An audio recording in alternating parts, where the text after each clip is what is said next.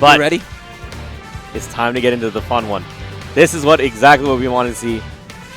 One of the best that you've seen in Florida against one of the best we have out here in DFW. ESAM versus P2P with Gibus. It's going to be a Pokemon battle. Talking to Gibus, you know, he was very nonchalant about trying to square off against one of the best players in the world. He's just like, yeah, you know, ESAM, he's the best Pikachu in the world, but how many Pikachus are there? Really? And I was like, you're that confident, huh? And he's like, yeah, I think that Lucario has some great tools really to deal with this character. And one of them being what we just saw with that counter. We saw him use it last time for that Thunder Jolt, but expect him to use it as a counter towards the quick attacks that ESAM will be trying to break the zones with as well. I've known Gibus for a fair amount of time, and it's always something that he has for me every week. Whenever I get to stop by and I get to talk to him for a few minutes, he's like, hey, I got some new tech that I want to show you.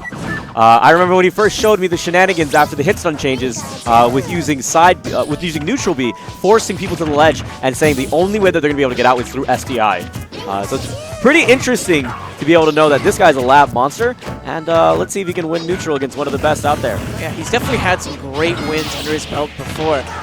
I'd love to see ESAM being added to the list of names. This is, again, another hidden boss a lot of people don't know about. Beautiful adaptation, though, from ESAM. He's showing that if he keeps going for that counter, he's definitely going to get punished. Wow. There's the up throw. Oh, good job avoiding that DI out. And this is critical for ESAM. He needs to be able to find these consistent KO options. Lucario has Rage, but he also has Aura. That stacks together, and that leads to some very explosive KOs. That is one of the best things to keep in mind with this character. Is a lot of bigger characters benefit from Rage. Lucario with finesse is terrifying. It's the this is the Goki of the game. This is the murderous intent that is now in there. Oh gosh, but ESAM with that up smash, taking him out. So critical that he was able to close the stock out when he did.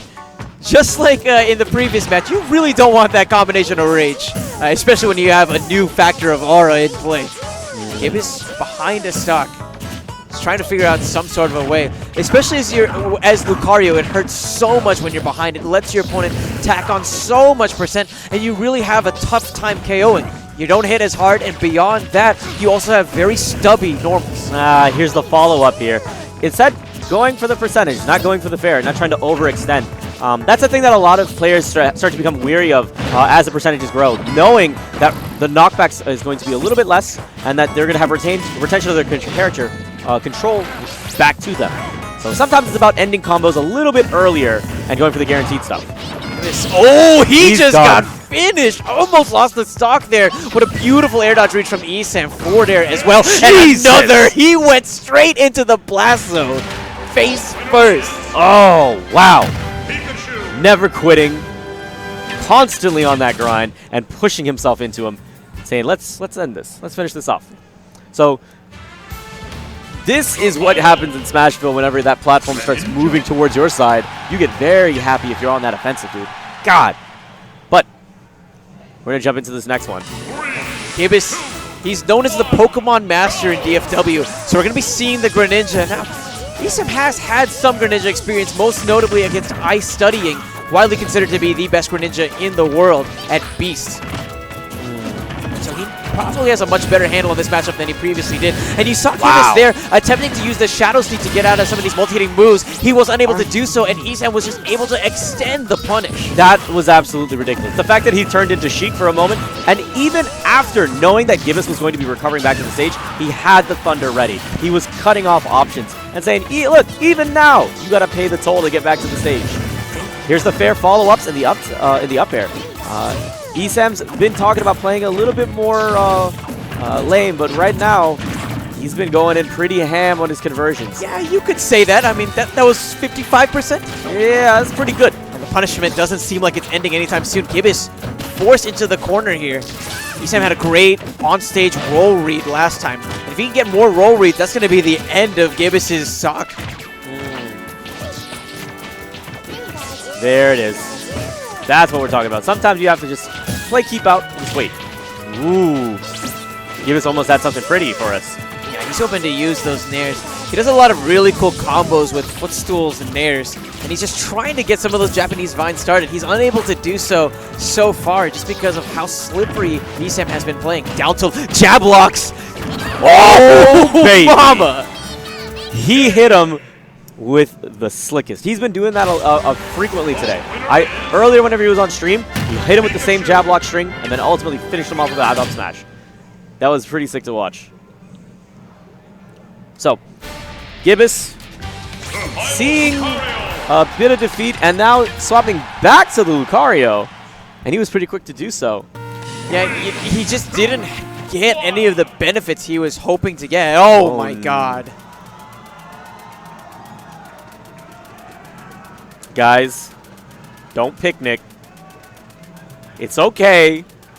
We'll get this fixed. Just give us 2 seconds. I'm mad. Wait. Almost. Wow. I got blue balled by a freaking video game console. Oh, gosh. Just You dabbed? just dabbed? Yeah, You just dabbed. Attaboy. You got priorities straight, man. They're reading the fine print as well. Very important in this matchup. Oh, definitely. Yeah, this is real good. Guys, honestly, thank you so much for sticking with this. Oh, yeah. We know sometimes, with tournament organization, sometimes things get bumpy. Yeah. Sometimes things happen. Can we just push towards just downloaded, instead of just discs? Okay, immediately. Shoutouts to my boy Sato. Immediately after that happening, shows up on my watch. He's just pinged me. He's like, yo, Hold that. hold that. I'll hold that L right now. Dude, shoutouts to Satoshi. Shoutouts to my boy Ziggy. Gosh, friends that I've had.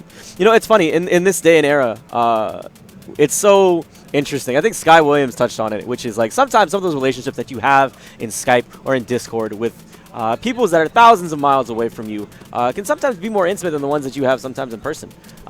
Especially considering like I spent, I think, 6 years of my life with these guys on the Xbox Live. Like it was the dumbest. I don't know why I paid for that stupid service. Did this ever happen? Yeah. Handful of times, honestly. Xbox Live isn't the most stable of networks.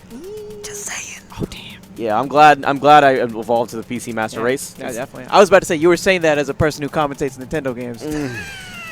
Infuriating me. You gotta get your netcode on point. I'm sorry. I love Nintendo's infuriates games, me. but like the netcode, man, it It's hurts. so important, and particularly with Street Fighter V, they know how important that is, and they spend extended periods of time beta testing. It's funny. Every single time a beta test came around, I was like, dude, I'm so ready to go. I'm so pumped. And then I was at a national, and I couldn't play anything for any of the time. And then I got back towards the end, and it's like, here, complete public release. Here's a bunch of characters. We're doing stress tests. And I got to play for the first time. It was the best 6 hours. I did not get up for anything. I was done. This was like our first time commentating that regional. Yeah, 9 hours straight, no breaks, going hard in the paint. The struggle, man, the grind. That sounded like a top tier rap song. 9 hours, no breaks, going hard in the paint. Bars. No actual. Dylon. This is game 3 between PG ESAM and P2P with Gibus. Thank you so much for sticking with us despite the technical error.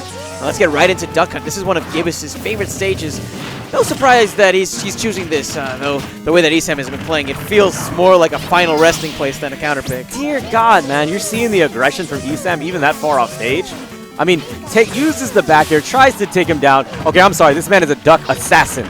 He just got exterminated all these guys. He definitely had the combo pack of the Super Mario Bros. Duck Hunt on the NES. Very well versed. Just real quick, I don't think you guys understand like how American this stage and Duck Hunt is. They never had that in Japan. Really? Yes. This is a very American pick. You can talk to some people from Japan and be like, yo, so you ever like play Duck Hunt? They don't know what you're talking about. So it's pretty crazy. So it's really cool to see that Nintendo paid attention enough to be like, yo, let's give the Americans something that they can enjoy, right? Another beautiful air dodge read from ESAM. Not able to close the stock out, and this is going to give Gibus that chance. That comeback factor that Lucario possesses is so terrifying, and ESAM is taking note of this, trying to just play it safe, play it from a range. Ooh, coming up. Excellent job. Just keeping it simple, looking for those easy shots on shield.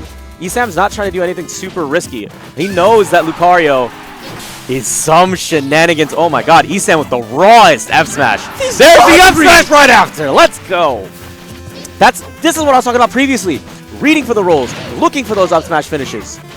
If you can get that one good read, if you feel that you put that much pressure on your opponent that they're gonna crack, and they're going to choose some sort of defensive option, you can punish so hard. And it definitely feels like Gibus has cracked. And when you're playing a comeback character, that's the worst thing that could possibly happen. Back throw from Gibus. He's just desperately trying to figure out a way to close the stock out. It's so frustrating whenever you're playing a character like this when you're already behind that you need to take more percent to be able to unlock some of these KO options. Absolutely. And not only that, I mean, Lucario just is so much faster than I think some people. Oh no, he's so close to death. His feet are grazing the blast zone. Holy crap, he should be done. Is that it? Yet again, the young Drift holding it together. He's got some aura. Oh, he's fine, he's fine, he's fine. That was extremely close exchange, though. Maybe Gibus can turn the tides, try to go for the Aura Sphere there. He's hoping to catch him with the Aura Sphere charge into the up smash. KO going right to the Thunder Jolt. And that's an option that isn't nearly as safe as it was in previous iterations of Smash. But ESAM off the top with the Thunder, making it look like Smash 64. God. Gibus knocked out of the tournament.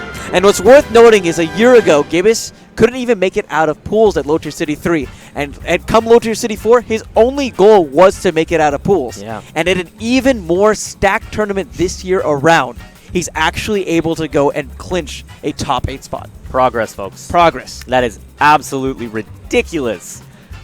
I mean, not to do a shameless plug, but watch, learn, compete, yo. We got